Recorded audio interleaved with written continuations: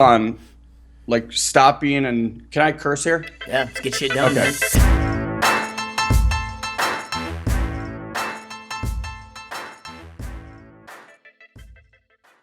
Your lead follow-up process, dude, right? The deer hunter with the leads, right? Because so many agents, dude, I know so many agents that are great at lead generation, right? But they absolutely can't convert leads into appointments, which is the biggest problem out there. So what do you do that makes you so successful at it, where you can go out there? Because and what did you do for production last year, just to give our listener base, or what do you on track to do this year? I know you're doing some massive numbers. Last year was 8 million. This year is easily going to be 10. Right now, I've done 5.5 already this year. I've got about 2 million in escrow right now. It's going to hit 10, and that's not big numbers for a lot of people that are on here. Like, are you serious? But in 4 years, again, I am. There's no assistant. I mean, I'm in here in the office by myself. So there's an old saying that if you don't have an assistant, you are one. So I got a lot of growing pains right now, and we'll come to that if you'd like to. But in 4 years, I went from 1.7 to 10 in 4 years. So if I can do that on my own, then once I get the assistant there and once I get the buyer's agent there and the seat over here, then what's going to happen? So I'm very excited, but to get on that process, I am the quintessential Brian Buffini, shaking hands and kissing babies kind of guy. I'm not big on the internet. I got a sheet. And I'll do it once I get a new lead. Automatically, a selfie video goes out immediately. Got this from Grant Cardone. You take your iPhone out, you hold it out, 15 to 30 seconds. Thank you so much for your time. I really appreciate it. I'm excited about working with you. We're going to do X, Y, and Z and 1, 2, and 3. Thank you so much. And just that alone is like, wow, nobody else does that. It's free. Next will be a handwritten note. That's Dale Carnegie stuff right there. I take my branding. I got some cards made up. I mail this out. Thank you so much for your time. I really appreciate it. They get that in the mail. And nobody does this anymore. People love this stuff. Just a follow-up email and just old-fashioned phone calls and just old-fashioned customer service. And here's one thing I learned, and this was powerful to me, is being the Marine and the regimented and German, and I'm very serious. My very first broker at the small brokerage come up with a very good point. I'm struggling, but I think I'm good. And this other female, she's okay, but she's killing it. And I was like, what the hell? He's like, John, he said, she makes it fun. I'm like, what? He said, she makes it fun. I'm like, well, what's fun got to do with it, right? He's like, really? He said, think about it. If you move to Miami and you got two realtors and they both know what they're doing, one's very serious and he'll get the job done. The other's going to get the job done, but you're going to have fun. Which one are you going to choose? I mean, I'll choose fun. So I learned how to make this process fun, follow up, keep them light, keep it funny. With that being said, I learned a lot from Frederick Eklund. I haven't talked about that, but I was in this networking thing. And for 6 weeks straight, we were on a podcast like this. Thousands of people from around the world. It's him. We didn't have interaction. He just told us what he did. And it was good. I mean, I still watch it from time to time. But then we were, out of thousands of people from around the world, 22 of us were invited to hang out with him for a weekend. They said, fill out this form below and tell us why you should be included. I'm like, oh shit, here we go. So I told my story about Afghanistan, losing everything, and blah blah blah. I came back and the phone rang 2 hours later, and they said, congratulations, come on up to New York. So Christmas 2012, I'm up in New York City. Standing outside, it's cold. I fill out a form that was this thick saying you won't do X, Y, and Z in 1, 2, 3. Up the elevator, and there's the cameras, and I'm on season 3, episode 3. And the taping was fun and everything, but after the cameras were off, we got to go to his office and pick his brain for about 3 hours. I secretly recorded it on my iPhone, like I secretly recorded you on stage when I was out there in Phoenix for 5 hours. And I've listened to it over and over and over and over. And if you watch $1 Million Listing, it's not scripted, but it's choreographed, and some of it's real, some of it's not. But I kind of turn into that Frederick Eklund while showing property. I'm extremely excited. I am a showman. If my kids and my wife ever saw me showing property, who in the hell is that? They wouldn't know me. I'm very flamboyant, and it's very fun, and I'm very serious about it. I've studied the greats. I don't put my hands in my pockets. I don't look at my phone. I don't lean on walls.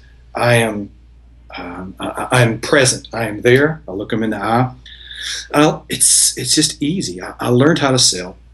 We both know that when you're dealing with a man and a woman, you always pay attention to the woman. It doesn't matter what he wants. It matters what she wants. So if she wants a pool, man, I would show them the whole entire house, and then finally I would walk out to the pool. Now I take her by the hand and I drag her to the pool and I sell the pool. I sell on logic, but I close on emotion, which means I'll have the show sheet. This house is 3-bedroom, 2-bath. It's been on the market for 10 days, and this neighborhood blended average trades for about $200 per square foot. And I'm talking to him because he's the numbers and he's the money guy.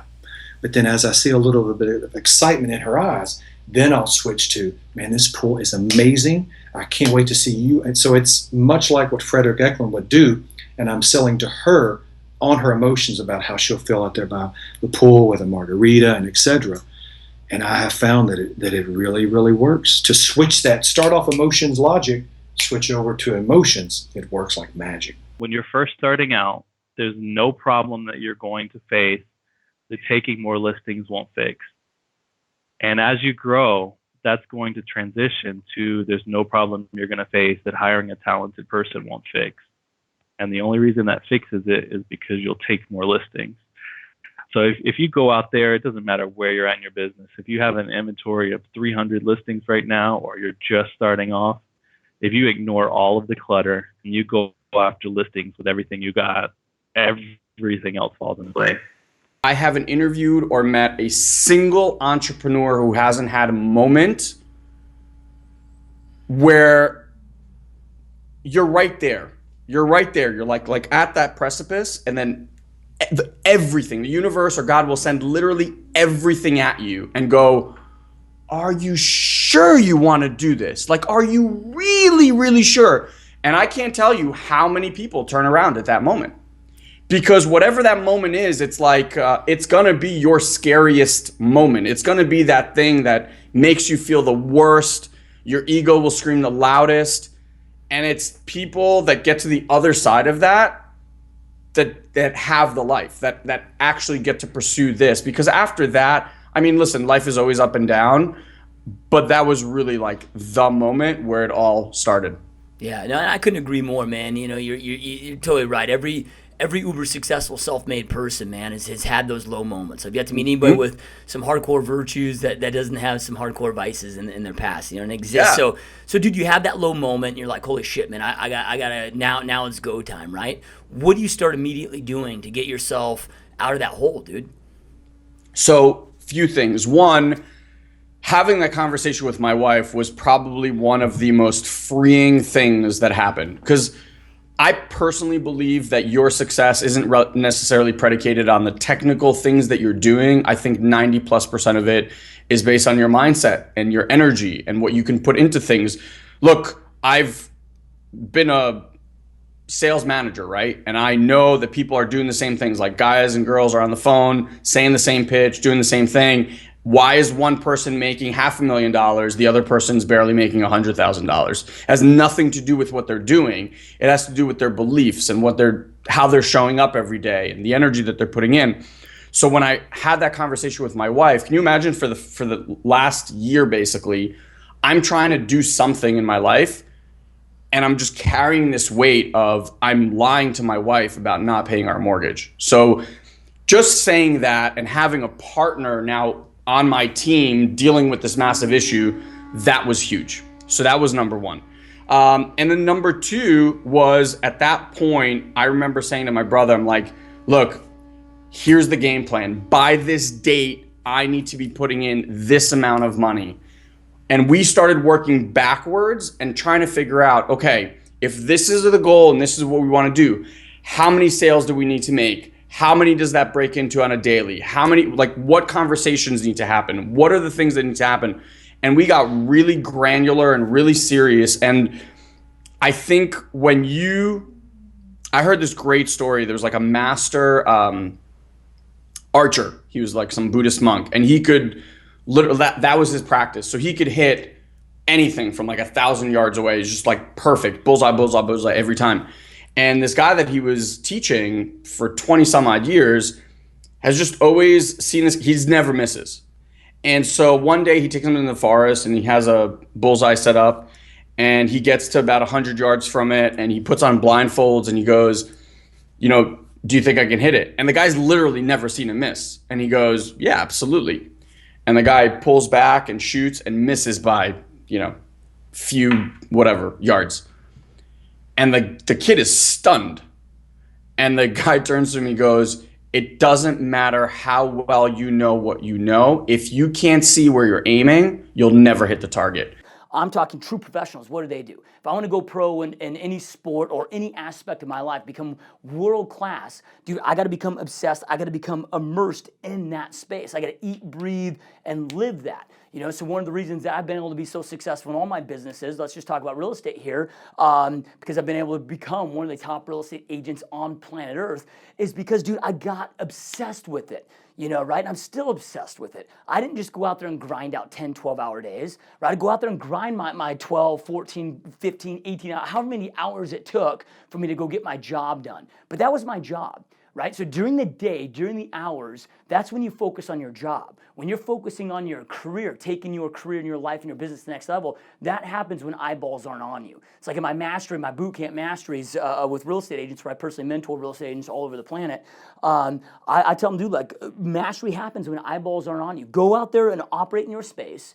Go home at night, see the family for an hour or two, invest that time. When they go to bed, when your competition's chilling, watching the game, watching TV, watching the movie, having a cocktail, that's when you immerse yourself in mastery, right? And dude, and if you're not willing to do that, you are not going to go pro. You are going to be mediocre or maybe, a decent, average, maybe even get to a okay, good level, whatever it may be, but you're not going to become world class. It's just the reality of it. Like, you got to be chips all in.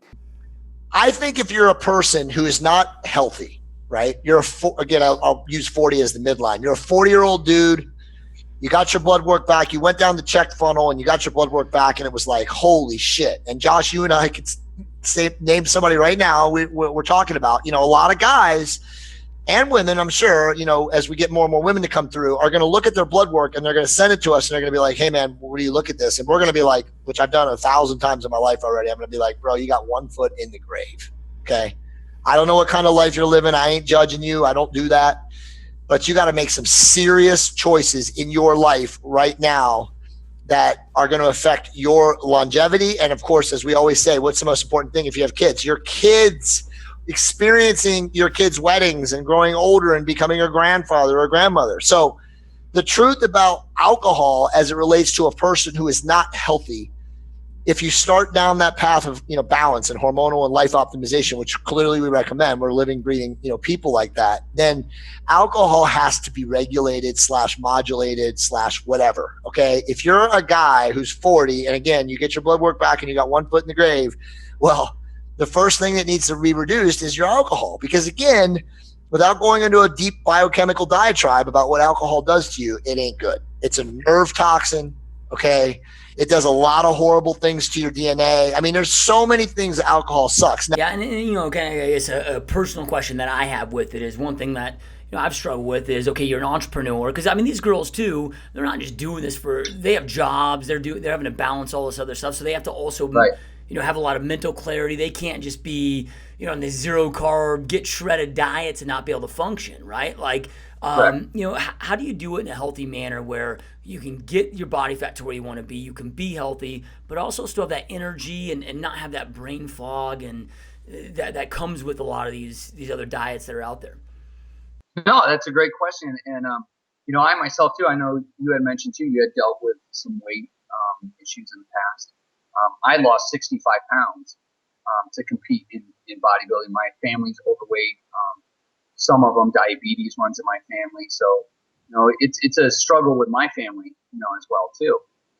So yeah, it's not easy, but with these girls, is to find that balance and, find exactly how many carbs, how many fats, and how many protein they need. And during different times, yeah, I mean, we'll definitely dial it in a little bit more at times, but most of the girls that I get when I first get them are not eating enough and are not lifting weights enough and doing too much cardio. So when you don't eat enough, people, right, your metabolism slows down. Your body stores stores fat. Typically, anything below 1,200 calories, let's just say, is unhealthy unless it's supervised by a doctor. So I try and get them, on average, if you were to say, what do these girls eat? 14 to 1,600 calories. For most of them. Most of them are between 110 to 130 pounds. But that's a wide range. I mean, I could have one girl that's eating 2,000 calories. But the biggest thing is consistency, just like anything in life. Why are you so successful? Do you have one good month and you're one and done? No. You consistently work your craft.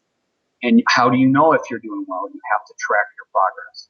So, that's one of the biggest things for them is to continually track, to stay out of that brain fog and whatnot.